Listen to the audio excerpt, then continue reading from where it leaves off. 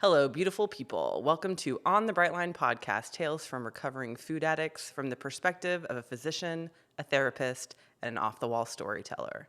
We are not affiliated or endorsed by Brightline Eating, and all content presented in this podcast represents our personal opinions and does not represent medical, nutritional, or psychological professional advice.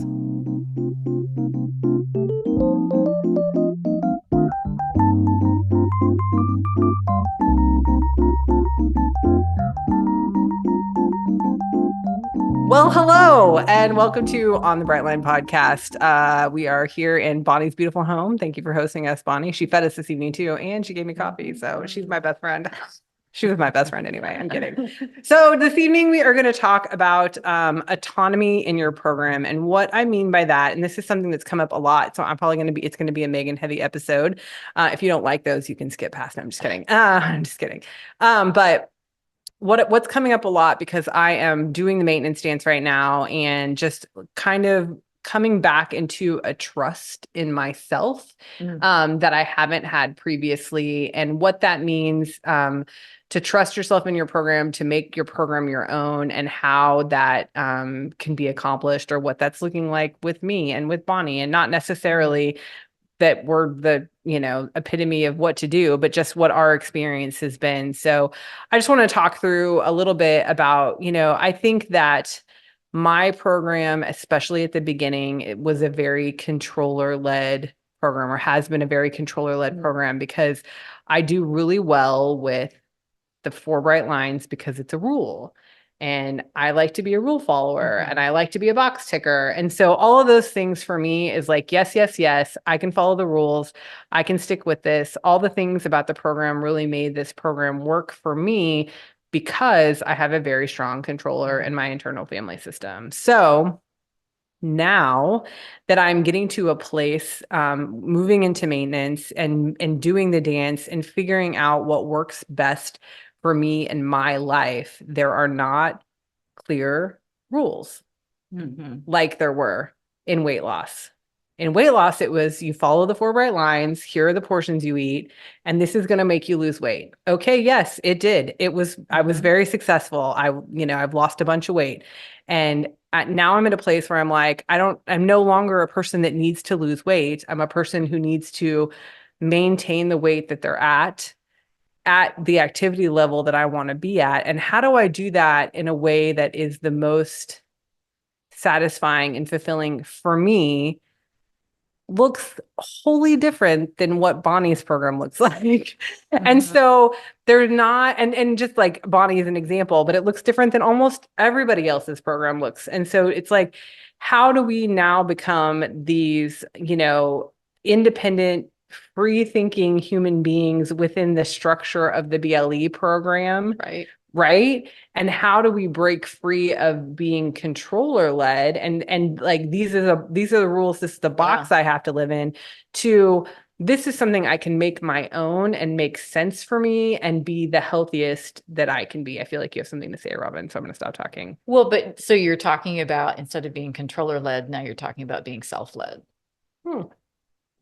I love it that she can put good words to it. Absolutely. Being self-led, that's exactly that's what I meant to say the entire time. Thank you, Robin. And So what much. does that mean in like psychological parlance, in the sense of like, is that part of the growth of your self, of moving? It's that self-actualization of, instead of allowing one of your parts to lead and control things, that you have the confidence in your own self energy to be able to cope with whatever comes up, right? To be able to make your choices and have confidence in those, right? Because our parts show up when we are having emotions about things, right? Because those like that controller part, that's probably, that's a manager part. Yes. Right. Was like, I will step in because I have to run the show. For things to feel, air quotes, safe. Yeah. I have to run the show. Right. And now what I hear you naming is, that controller part can actually step back. Yeah. So I'm just going to get into it and Go talk about, girl. get into it. Talk about, exactly where I feel like all of this, like in the internal family systems world has come into play. So when I first started BLE, I just did regular old weight loss. I did the regular weight loss protein. I followed the rules. I did everything to the T, to the book. So and people have heard me tell the story, but I'll briefly tell it again. About 6 months or so in, I was having hunger after my hike. So I was hiking on the weekends, and after my hikes, I was having this hunger. So I went on a coaching call because I felt like I needed to have someone give me permission to add food to my program. And so that's what I did. I got permission to add food on the days that I hiked to up my protein so that I could maintain, and sustain during my hikes. Well, okay, so fast forward a couple months after that, having sustained hunger again. And I'm like, I had to call in again and get permission to add food to my program. So then now, and so I went on enhanced protein. So that's what I did. So I went from regular weight loss to enhanced protein. Again, had the box I could live inside of, knew what the enhanced protein plan was, and followed that until I got to maintenance. So then I get to maintenance, I have a maintenance guide, and I'm always now looking for permission to add food, even to the point of like, I was so hungry this past weekend that like I had to sit down, like I thought I was going to pass out. Like I was just having like low blood sugar moment. Like I wasn't getting enough food. I know I wasn't getting enough food, that I had to clear it with somebody before I could add food.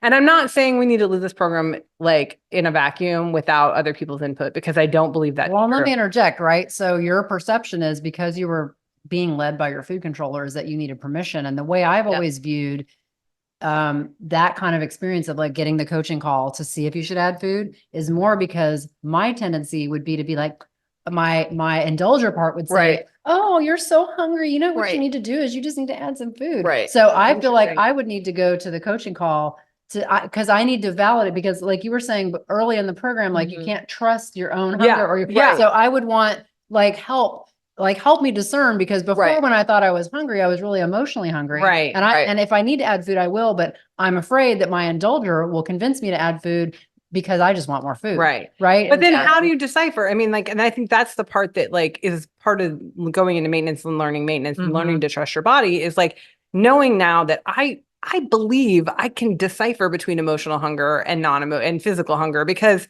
again, having to like getting lightheaded and dizzy to me is not an emotional hunger. Right. Like that is a physical hunger. And if I'm having that kind of hunger, then I should be able to say, as an autonomous human being, I should probably add some food to my program. I'm not getting enough calories, right? I think it just depends on where you are in your program. Sure, I think like I've been in this 2.5 years. Yeah. And yesterday And just I had an experience where I felt hungry, and then I literally was able to sit and have like a little self chat and go, well, wait a minute. Was that really coming from like the in here growly? Yeah. And it was like, no, it was coming from here.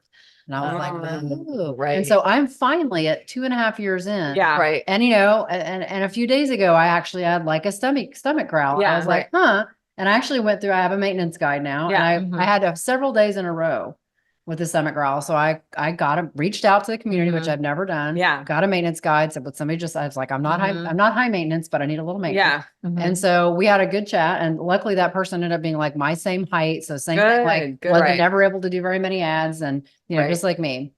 And we kind of had the chat, and she was really good and echoed just like the program does. And she basically said, it can happen that for a week or two, transiently at different times, you can have some hunger. If it keeps on, we might need to add, maybe give it another week and see what happens. I did. And you know what? It went away. Right. It went away. And so now I'm just having the normal, oh, it's time to eat, not like oh my God, I'm so hungry in my growly stomach. Right. But yeah, I am finally able, and it sounds like you're maybe getting to that point where you're like, okay, I've healed my brain enough that I now can sit and ask myself, am I having real hunger? Oh yes, this is, I'm lightheaded and growly. Yeah. This is real hunger. And I've had it for 2 weeks in a row, and it's persisting, and it's because of my increased activity. I just don't know that I'm willing to wait 2 weeks anymore. Like, I don't know that I'm willing to, but I understand, like, I understand if you're struggling, and this is the argument. I mean, this is not an argument, but this is a discussion that I think is had throughout the entire community, is like, are we able to trust our bodies? And when can I get to a point where I'm able to trust that hunger is real hunger and that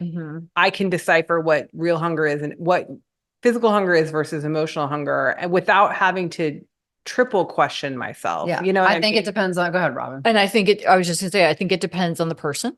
Yeah. And I also think it depends on how much work you've done to identify, just like you were doing, what part of myself is telling me that I should have some food. Yeah. Right. Is that Because a year ago, I would need external control for that. I was not at a place where I had done enough work that I could discern, and it was safer, and it felt safer for me to stay in that rule box to check. But I am finally in a place, maybe just on the verge of it at 2.5 years in for me, where, I could, like, let's just say I decided to embark on some heavy, I'm going to do, what is that kind of HIIT training or whatever they call it, HIIT training, whatever, for an hour a day. Right. And I'm like, oh, I agree. Like if I was doing that every day, and just after a few days, I'm like, oh, I'm getting lightheaded and dizzy in the afternoon after I do that exercise, I'd feel comfortable adding something in, but I'd write it down. I'd tell somebody I do all those things, right? Yeah. But I wouldn't feel like I needed to necessarily ask for permission. Right. But I think when you're earlier in your program, I view it completely different than you do. I view it as, help me be my external validator, because I'm not so sure I trust myself. Right. Yeah. You know what I mean? But I think because you were living by the controller, even when you were in the food. Yeah. Right. That's a transition for you to make of switching the view from, I'm asking your advice and counsel on how does this normally look for other people. Right. Versus I need your permission. Right. Right. To add food. Well, yeah. And I think for me too, is that I think back to when I was in the food, and I don't think hunger ever played anything into why I ate. Like, I don't think I was ever really But hungry. you had a controller. No. Yeah. No, 100%. And I used food for numbing. Like, I'm not going to sit here and say all the time. See, I don't think it was an emotional hunger. It was an in here. But I don't even think I ever felt hungry. I think it just was like food is there. Food the is habit. Yeah. Like, I'm going to eat. And it's not, mindless. I'm not going to say I never was hungry, but it's not like, and I know you had food insecurity growing up too. So like for you, like hunger was like a real sensation as a child. Right. Whereas like I never had food insecurity. And so like I always had, if I needed something to eat, there was food there. So but as an adult, and while I was in the food, I never had body hunger. And until I got on Bright, I mean, I remember her talking about it in the boot camp modules, like you're going to feel like it's a new thing, like buckle up for that. And sure, I just remember like, oh my God, like, I actually, come to think of it, I haven't really let myself have physical hunger in a really long time. Right. So I mean, it's taken me a long time to work through that discernment to be able to, I mean, I am at no risk for breaking my lines. When I have a stress, it's usually a stressful work situation. Yeah. And it's weird because since I work from home and I'm just sitting. So it's not like I'm being chased by a bear or anything at work. Right. But I'll find myself like, oh, I'm hungry. Feels like being chased by a bear. Sometimes. But I'll find myself being hungry, and then I'm like, oh, I have like an unpleasant task coming up, or something that's going to be tedious, or something I'm kind of just wanting to avoid or not looking forward to. And it's like, yep, that's the old me that was like wanted to distract myself with food. Yeah. I'm not going to do that. What else can I do? You know what? I'm going to go outside for 5 minutes. And I can have that whole internal dialogue now. And I'm at zero risk I'm not on the edge of my seat or anything like that, which is great. But I was not able to discern the types of hunger before when I started the program. So I think calling in for that coaching for some people is critical. No, but I don't want to downplay that. And Yeah. I'm sorry if that's what it sounded like. That was not my intention. Like Yeah. Right. No, it did. Right. It felt like the So you controller don't have to needed. apologize. No. Okay. Yeah, not apologizing, but like, I don't want anybody to think that I'm speaking for everyone here and that my experience is your experience. My experience is my experience. So. But maybe it's also just, that's a new level of realization for you of like, oh gosh, I can figure this out for myself. Right. So that's like that is absolutely, I'm moment. coming to Jesus about all of this right now, is like, oh my goodness, you mean I can make decisions for myself? Right. Like, that's honestly like, and I'm like, I am a grown ass adult. Sorry for my language, but I am a grown adult. And I'm like, why can I not make decisions for myself? Like, I should be able to make decisions for myself, and I haven't felt like I've been able to do that. But I think it's because it was the right learning the program and the navigating of that and wanting, again, that controller part going, but we've got to do it right. Yeah. Perfectionist, the perfectionist. Yeah, And, for sure. And so that willingness to realize, oh my goodness, that you've made some progress and that controller part has literally been able to take a step back to let you be more self-led. Yeah. And some people may get there and some people may not. And so I think that's Bonnie, that's the piece you're speaking to, that some people that maybe have not gotten connected with other parts and what it sounds like when that part is speaking. And I love that you identified when you were talking about when you were feeling hungry, you pointed to your chest, you know, like I'm feeling it here, you know, not a rumbly in my tumbly. And I think that's a really important thing is when we're having those sensations is to really identify, where am I feeling that in my body? Super IFS-y, you know, language of where am I actually feeling that? But that's 100% BLE. I mean, BLE, we talk about that. I mean, like that Susan talks about that all the time. Where are you feeling the hunger? And like even tummy rumbly hunger may not be legitimate hunger. I mean, like it might be, that might be emotional hunger too. Right. But you know, like I said, I think that being able to discern what is real hunger, what is not, you know, and I think it's just, this is the really interesting part of this program, guys. I've said it and I will say it again.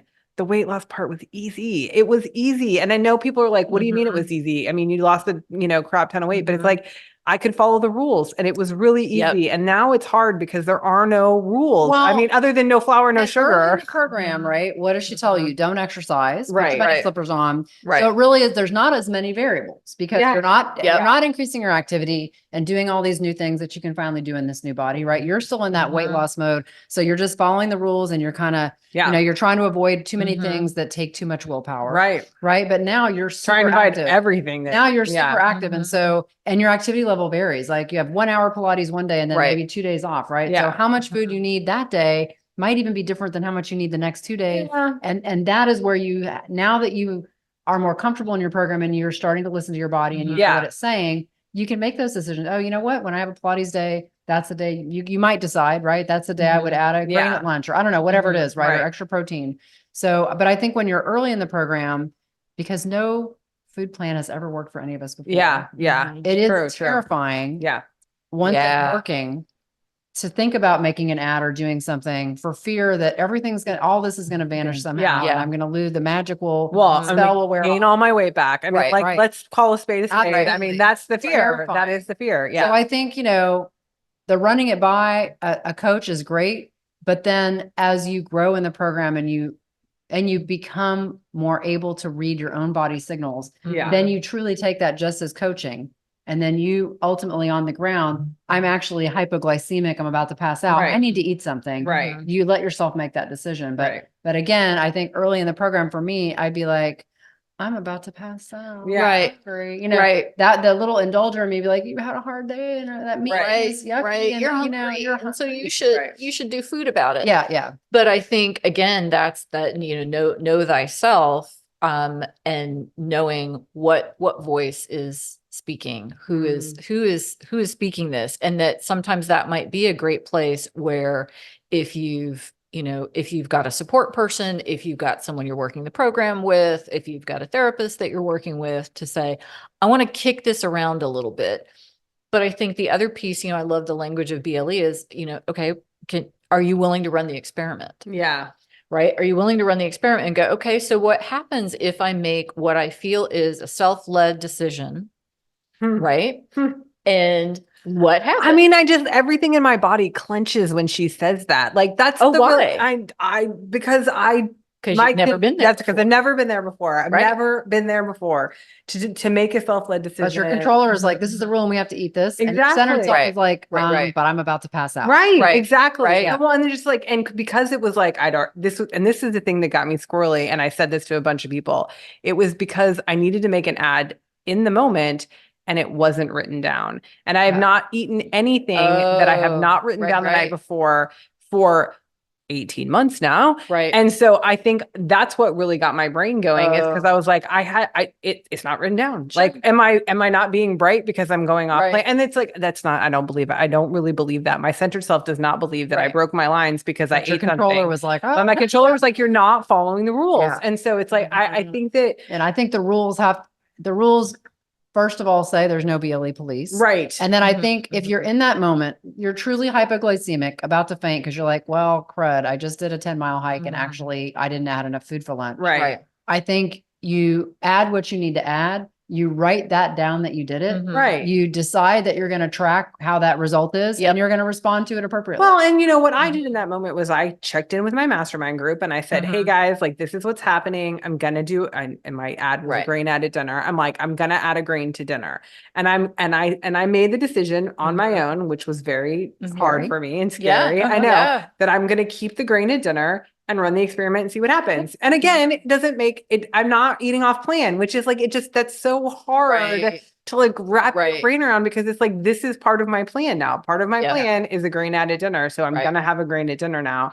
And and I'm running the experiment and I'm gonna see how Mhm. what happens with my weight and all this kind of stuff. So I think that this is a really important discussion and it keeps popping up. Bonnie and I are in the midst of going through the maintenance 2 modules in the BLE community with a group of people. And I think I'm hearing from a lot of people that like just this, and that people have been in the program for a long time, having autonomy for your own program, making it work for yourself. I mean, I heard somebody in a group that I'm a part of say like, I drink oat milk and all my hot beverages all day long and I don't measure it. And that's my part of my program. And don't tell me it's not, you know what I mean? And it's like, like amen and amen, because there's no BLE police. And if that's what that person is choosing to do, then more power to them. And if it doesn't mess with anything about their program, who am I to judge? Yeah. Mhm. Because I do it too. But I'm just saying, like, who am I to judge? Like, I don't, if people want to eat, eat whatever they want to eat. Like, it shouldn't matter to me. And again, like, I need to be able to come to a place of what Robin is describing and is the perfect description of self, my self-led, my centered self being the leader of all of this. I got to be able to make the decisions on my own and not fear it and not be scared of it and not. Right. And making it on your own doesn't mean you're going outside the plan. Making it on your own means you're adapting to the reality of the moment you're in. Yeah. And you're doing it from your centered self, not because of another part like an indulger Yeah. or, some kind of Controller. craving or controller, right? That you're doing it Yeah. because your body is telling you it needs something. But that experience that you had, right, was that your controller, you made that decision with self energy, awesome, wonderful. And that controller part went, I don't know that I trust you. Yeah. I don't know that I Well, and trust that's you the to thing do is I that. don't know that I trust myself. And I've Right. said this in a number of things about my life, not just my food, but Right. like other parts of my life too, that I don't know that I trust myself to make good decisions. And Bonnie and Robin have heard this from me too. And it's just, it's really interesting to be a person that's kind of deconstructed themselves and is in the process of reconstructing themselves because of, going through this process of learning about my food addiction and what that means and all that kind of stuff, that it's like I have to learn to trust myself even if I make mistakes. Yep. Even if I make mistakes, I have to learn to trust myself, you know? But that darn controller part keeps popping its little brain up. Well, because my its little controller voice is a up. perfectionist Right. and wants to be perfect all the time. And that is just, I mean, almost devastating some days, like just to have to feel like I have to be perfect all the time. And I'm learning. Yeah, I'm not it's saying it is, it's exhausting. Yeah. And it's because you can't be, Nope. you can't But be, that they say early in the program, and I can't remember what section or module, but just like, you are the person that you see yourself being, right? So you are a person that can stay inside the bright lines because you see yourself doing it. So I think the more you see yourself making decisions, because you have to, and having them come out okay. You can have more conversations with that controller and say, look, I might not get it right all the time, but I've got a track record here I'm building. And I think you can count on me to always at least make my decision from the higher self for the right reason. And you know what? If I make a mistake, we'll adjust it. Right. It's like, well, just that mistakes don't mean the end. Like the mistakes aren't life ending. Most mistakes aren't life ending. You know what I mean? But just like, but that's part, but that's the it's thing. figure outable. Like, let's just say you added the grain. And let's just say you did it for a month and your weight went up by 8 pounds. And then you started realizing, you know what? I actually probably didn't need that grain. That was really because I just wanted more food at dinner or I don't know, whatever. Yeah. Then you go, okay, let's make a change. Let me take a half a Mhm. grain back away and make, well, then I'll do the balance. Can I Right. keep myself from getting hypoglycemic, Right. but also like, Yeah. I don't know. Well, and that's part of the maintenance like stance for forever. sure. Yeah. Like forever. Forever for the rest of my life. And I think the reality is like, all things being equal, like right now, yeah, my activity level is what it is. But like, I also have to make the consideration. It's like, I'm probably at one of the highest activity levels I'm probably ever going to be at in my life. Right. And so, yeah, like I might have all these food ads right now, but there's a good chance that in the future, my activity is going to slow down and I'm going to have to take food away. And, I just have to be okay with that too. So, I mean, I think of it now, like my body is a machine. Yeah. And it needs the fuel that it needs. Yeah. And you have a car and there's sometimes when you're going to go on the highway and you're going to have a certain mileage there. Right. And there's sometimes when you're going to be doing stop and go traffic and it's going to have a certain, it's going to need different amounts of fuel at different times. Right. And it's not because anything's wrong or the fuel is not right. It's because sometimes it needs more and sometimes it needs less. Right. Yeah. And I think that's your body and that's the maintenance stance. There is no like endpoint. We're never done with the diet. It's not a diet, right? It's just now we are just staying within our centered self as much as we can, trying to listen to our cues, following our program carefully, but making adjustments as we need to, and just viewing it as like, what does the engine need today? Yeah. What is my balance today? And I think that's the number one complaint that I have from clients is we'll talk about balance. And I'm like, yeah, balance is not a steady state. You don't get there and stay there in anything in life. It is exactly what you're describing. It's the dance, and you have to buy into that. You have to believe that and understand that that's how we have to live our lives, is that we constantly have to be questioning and evaluating. And is this what I want to be doing? Do I need more? Do I need less? With everything in life. Yeah. Good point. Well, do you have anything else to say about autonomy? And capped it off. Yeah, absolutely. And I think that we just all, we have to live in our authentic selves. Like, I think that that's the lesson that I'm learning and growing. And a year from now, I probably will have a completely, different story. Probably not a different story, but just more of learning, more growing. Yep. And I think that's a deeper understanding. And I think that knowing that, like you said, like this is a growth. We're in growth. Like balance. We might achieve balance, but that doesn't mean it's going to stay that way. And that we need to have a growth mindset for life, like for the rest of our life. If you have it all figured out, that's pretty boring. I mean, I hope once you figure the one thing out, you start to try to figure some other things out. If you think you have everything figured out, the universe is going to send you something. Just saying. Don't even say it. Buckle up. Buckle up. Right. That's hilarious. So I think it's just something that I've been thinking about lately and just wanted to come on and talk about a little bit. So I appreciate the discussion for real today. So that is our podcast, guys. As always, if you have any questions, comments, or show topic ideas, please email us at onthebrightlinepodcast@gmail.com, or you can hit us up on any of our socials. Have a beautiful day. Bye-bye.